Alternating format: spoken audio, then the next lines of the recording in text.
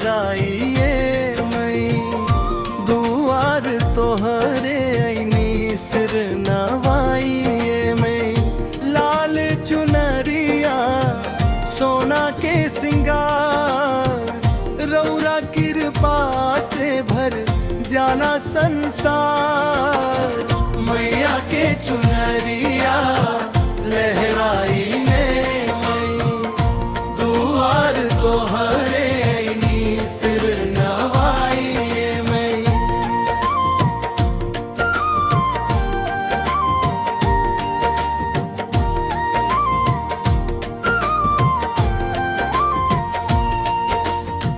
घंटी बाजे शंखवा गूंजे भक्तन के भीड़ लगल बा।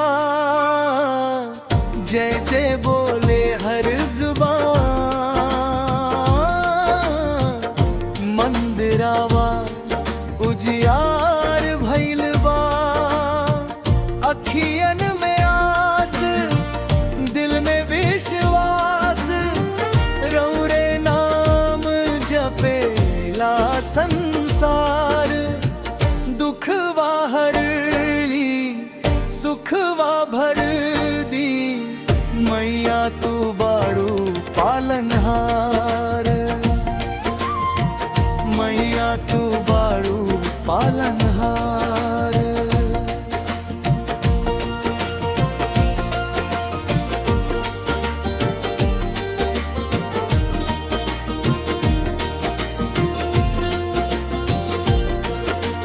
फूलवा के माला नारियल चढ़ाई दीपवा जलवनी प्रेम से।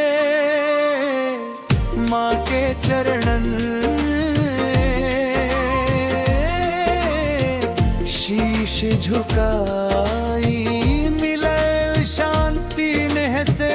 जे माँ के सच्चे मन से ध्यावे ओकरा पर कृपा बरसावे। खाली झोली भर भर देली भक्तन के लाज बचावे। भक्तन के लाज बचावे।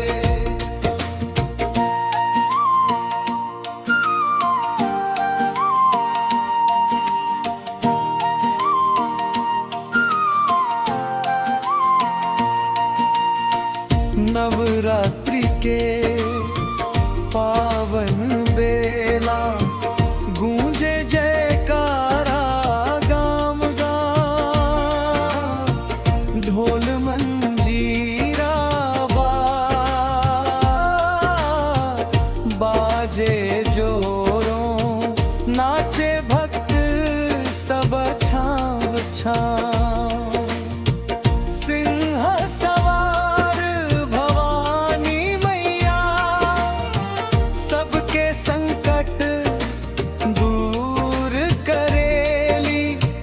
भोजपुरी धरती गावे महिमा जय अम्बे भवानी कहेली।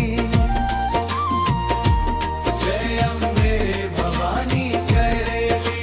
के जय बोला शेरा वाली के जय बोला जगदम्बा के। मैया के चरणन में शीश नवाई कृपा बरसे हर परिवार पे।